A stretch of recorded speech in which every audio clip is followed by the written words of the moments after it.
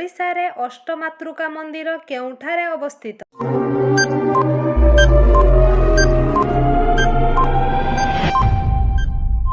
ଯାଜପୁର।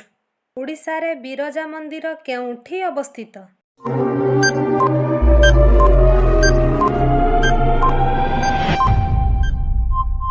ଯାଜପୁର।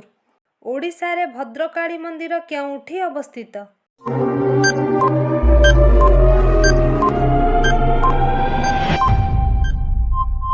ଭଦ୍ରକ।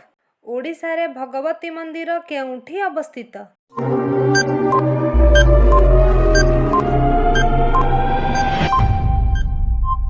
ବାଣପୁର। ଓଡ଼ିଶାରେ ଭଟ୍ଟାରିକା ମନ୍ଦିର କେଉଁଠି ଅବସ୍ଥିତ?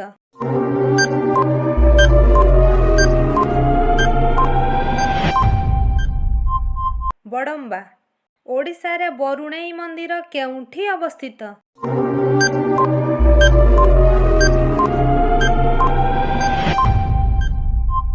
ଖୋର୍ଦ୍ଧା ଜିଲ୍ଲା। ଓଡ଼ିଶାରେ କଟକଚଣ୍ଡୀ ମନ୍ଦିର କେଉଁଠି ଅବସ୍ଥିତ?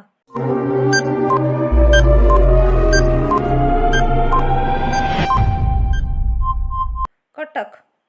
ଓଡ଼ିଶାରେ ଗଡ଼ଚଣ୍ଡୀ ମନ୍ଦିର କେଉଁଠି ଅବସ୍ଥିତ?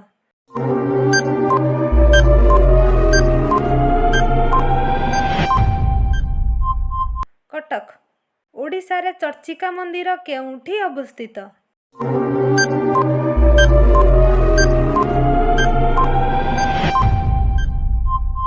ବାଙ୍କୀ। ଓଡ଼ିଶାରେ 64 ଯୋଗିନୀ ମନ୍ଦିର କେଉଁଠି ଅବସ୍ଥିତ?